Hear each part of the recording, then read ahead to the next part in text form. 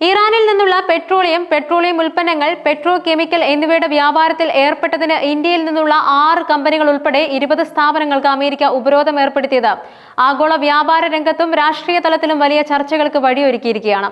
US state department ആണ് ഈ സുപ്രധാന പ്രഖ്യാപനം നടത്തിയത്. എക്സിക്യൂട്ടീവ് ഓർഡർ 13,846 പ്രകാരമുള്ള അമേരിക്കൻ ഉപരോധങ്ങളുടെ ലംഘനമാണ് ഈ കമ്പനികൾ നടത്തിയിരിക്കുന്നതെന്ന് അമേരിക്കൻ സ്റ്റേറ്റ് ഡിപ്പാർട്ട്മെന്റ് വ്യക്തമാക്കുന്നുണ്ട്. മധ്യപൂർവേഷ്യയിലെ സംഘർഷങ്ങൾക്ക് ഇന്ധനം നൽകാനും ഭീകരതയ്ക്ക് ധനസഹായം നൽകാനും സ്വന്തം ജനങ്ങളെ അടിച്ചമർത്താനും ഇറാനിയൻ ഭരണകൂടം ഈ വരുമാനം ഉപയോഗിക്കുന്നുവെന്നാണ് അമേരിക്കയുടെ പ്രധാന ആരോപണം. ഈ ഉപരോധം ഇറാനുമായുള്ള വ്യാപാരത്തിൽ ഏർപ്പെടുന്ന മറ്റു രാജ്യങ്ങൾക്കും കമ്പനികൾക്കും വ്യക്തമായ മുന്നറിയിപ്പ് നൽകുന്ന ഒന്നാണ്. ഉപരോധം ഏർപ്പെടുത്തിയ ഇന്ത്യൻ കമ്പനികളിൽ alchemical solutions private limited, global industrial chemicals limited, Jupiter Dyechem private limited, Ramniklal S Gosalia and company, persistent Petrochem private limited, Kanchan polymers എന്നിവ ഉൾപ്പെടുന്നു. ഈ കമ്പനികൾ ഇറാനിയൻ ഉൽപ്പന്നങ്ങൾ ഇറക്കുമതി ചെയ്യുകയും വാങ്ങുകയും ചെയ്തതായി US സ്റ്റേറ്റ് ഡിപ്പാർട്ട്മെന്റ് കണ്ടെത്തിയിട്ടുണ്ട്.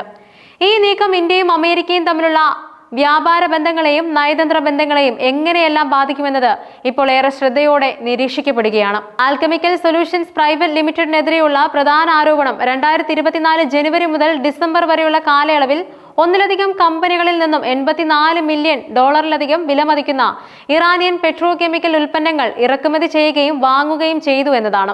ഇത്രയും വലിയൊരു തുകയുടെ ഇടപാടുകൾ നടത്തിയെന്ന ആരോപണം കമ്പനിയെ സംബന്ധിച്ചിടത്തോളം വലിയ നിയമപരവും സാമ്പത്തികവുമായ വെല്ലുവിളികൾ സൃഷ്ടിക്കും. ആഗോള വിപണിയിൽ ഇത്തരം ഉപരോധങ്ങൾ ആൽകെമിക്കൽ സൊല്യൂഷൻസിന്റെ പ്രവർത്തനങ്ങളെ സാരമായി ബാധിച്ചേക്കാം. ഗ്ലോബൽ ഇൻഡസ്ട്രിയൽ കെമിക്കൽസ് ലിമിറ്റഡിനെതിരെ ഉയർന്ന ആരോപണം 2024 ജൂലൈ മുതൽ 2025 ജനുവരി വരെയുള്ള കാലയളവിൽ $51 മില്യൺ വിലമതിക്കുന്ന മെഥനോൾ ഉൾപ്പെടെയുള്ള ഇറാനിയൻ ഉൽപ്പന്നങ്ങൾ ഇറക്കുമതി ചെയ്യുകയോ വാങ്ങുകയോ ചെയ്തുവെന്നാണ്. മെഥനോൾ വ്യാവസായിക ആവശ്യങ്ങൾക്കായി ഉപയോഗിക്കുന്ന ഒരു പ്രധാന രാസവസ്തുവാണ്. ഈ കമ്പനിയുടെ ബിസിനസ് ആവശ്യങ്ങൾക്കായി ഉപയോഗിക്കുന്ന ഒരു പ്രധാന രാസവസ്തുവാണ്. ഈ കമ്പനിയുടെ ബിസിനസ് ശൃംഖലയെ ഉപരോധം കാര്യമായി ബാധിക്കും. വിദേശ രാജ്യങ്ങളുമായുള്ള ഇടപാടുകളിലും ബാങ്കിംഗ് സേവനങ്ങളിലും ഇവർക്ക് തടസ്സങ്ങൾ നേരിട്ടേക്കാം. ഇന്ത്യ ആസ്ഥാനമായ പെട്രോ കെമിക്കൽ ട്രേഡിംഗ് കമ്പനിയായ ജൂപ്പിറ്റർ ഡൈകം പ്രൈവറ്റ് ലിമിറ്റഡിനെതിരായ ആരോപണം 2024 ജനുവരി മുതൽ 2025 ജനുവരി വരെ $49 മില്യൺ വിലമതിക്കുന്ന ടോലിയൻ ഉൾപ്പെടെയുള്ള ഇറാനിയൻ പെട്രോ കെമിക്കൽ ഉൽപ്പന്നങ്ങൾ ഇറക്കുമതി ചെയ്യുകയോ വാങ്ങുകയോ ചെയ്തുവെന്നാണ്. ടോലിയനും വിവിധ വ്യാവസായിക ആവശ്യങ്ങൾക്ക് ഉപയോഗിക്കുന്ന ഒന്നാണ്. ഈ കമ്പനിക്ക് ഇറാനുമായി വലിയ തോതിലുള്ള വ്യാപാര ബന്ധമുണ്ടായിരുന്നെന്ന് ഇത് സൂചിപ്പിക്കുന്നുമുണ്ട്.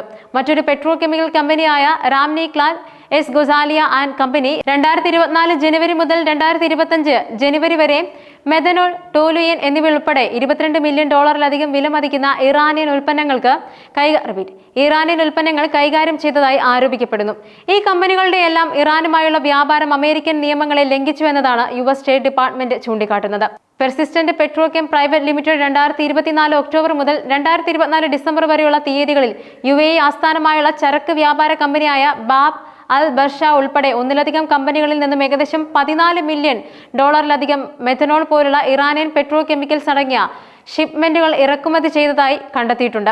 ഈ ആരോപണം ഇറാനിയൻ ഉൽപ്പന്നങ്ങൾ മറ്റ് രാജ്യങ്ങൾ വഴി കച്ചവടം ചെയ്യുന്ന ശൃംഖലയെക്കുറിച്ചും സൂചന നൽകുന്നു. അവസാനമായി കാഞ്ചൻ പോളിമേഴ്സിനെതിരെയുള്ള ആരോപണം തനൈസ് ട്രേഡിംഗിൽ നിന്നും പോളിയെത്തീലീൻ ഉൾപ്പെടെയുള്ള $1.3 മില്യൺ വിലമതിക്കുന്ന ഇറാനിയൻ പെട്രോ കെമിക്കൽ ഉൽപ്പന്നങ്ങൾ ഇറക്കുമതി ചെയ്യുകയും വാങ്ങുകയും ചെയ്തുവെന്നാണ്. താരതമ്യേന കുറഞ്ഞ തുകയാണെങ്കിലും ഉപരോധ നിയമങ്ങളുടെ ലംഘനം തന്നെയാണ് ഇവിടെയും പ്രധാനം. ഈ ഉപരോധങ്ങൾ ഇറാനുമായുള്ള വ്യാപാരത്തിൽ ഏർപ്പെടുന്ന കമ്പനികൾക്ക് കനത്ത പ്രഹരമാണ്. ഇത്തരം ഉപരോധങ്ങൾ അമേരിക്കൻ സാമ്പത്തിക വ്യവസ്ഥയിലേക്ക് പ്രവേശനം നിഷേധിക്കുക, അമേരിക്കൻ പൗരന്മാരുമായോ സ്ഥാപനങ്ങളുമായോ ഇടപാടുകൾ നടത്തുന്നത് തടയുക, യുഎസിൽ അവർക്കുള്ള ആസ്തികൾ മരവിപ്പിക്കുക തുടങ്ങിയ നിരവധി പ്രത്യാഘാതങ്ങൾ ഉണ്ടാക്കും. ഇറാനിയൻ ഭരണകൂടത്തിന്റെ സാമ്പത്തിക സ്രോതസ്സുകൾ തടസ്സപ്പെടുത്താനും അതുവഴി മധ്യപൂർവേഷ്യയിലെ അതിന്റെ സ്വാധീനം കുറയ്ക്കാനും ഭീകരപ്രവർത്തനങ്ങൾക്കുള്ള ധനസഹായം ഇല്ലാതാക്കാനും ജനങ്ങളെ അടിച്ചമർത്തുന്നത് തടയാനും ഈ നടപടികൾ സഹായിക്കുമെന്നാണ് അമേരിക്കയുടെ നിലപാട്. അമേരിക്കയുടെ ഈ നീക്കം അന്താരാഷ്ട്ര വ്യാപാര നിയമങ്ങളുടെ സങ്കീർണതകളെക്കുറിച്ചും വിവിധ രാജ്യങ്ങൾ തമ്മിലുള്ള രാഷ്ട്രീയ സാമ്പത്തിക താൽപര്യങ്ങളുടെ സംഘർഷങ്ങളെക്കുറിച്ചും ഓർമ്മിപ്പിക്കുന്നുണ്ട്. ഇന്ത്യയെ പോലുള്ള ഒരു രാജ്യം ഒരു വശത്ത് അമേരിക്കയുമായി ശക്തമായ ബന്ധം പുലർത്താൻ ആഗ്രഹിക്കുമ്പോൾ തന്നെ ഊർജ്ജ ആവശ്യങ്ങൾ നിറവേറ്റുന്നതിനായി ഇറാനുമായി വ്യാപാരം നടത്തുന്നതിൽ അതിൻ്റെതായ വെല്ലുവിളികൾ നേരിടുന്നുണ്ട്. ഈ സാഹചര്യത്തിൽ ഉപരോധം നേരിട്ട ഇന്ത്യൻ കമ്പനികൾക്ക് അവരുടെ നിലപാട് വ്യക്തമാക്കാനും നിയമപരമായ നടപടികളിലൂടെ ഈ വിഷയത്തെ സമീപിക്കാനും സാധിച്ചേക്കും.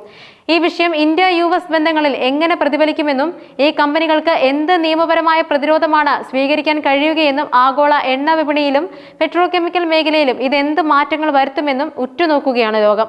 ഇറാനുമായുള്ള വ്യാപാരം സംബന്ധിച്ച അന്താരാഷ്ട്ര നിയമങ്ങളെക്കുറിച്ചും അതിന്റെ ദൂരവ്യാപകമായ പ്രത്യാഘാതങ്ങളെക്കുറിച്ചും ഇത് ഒരു വലിയ പാഠമായി മാറുന്നു.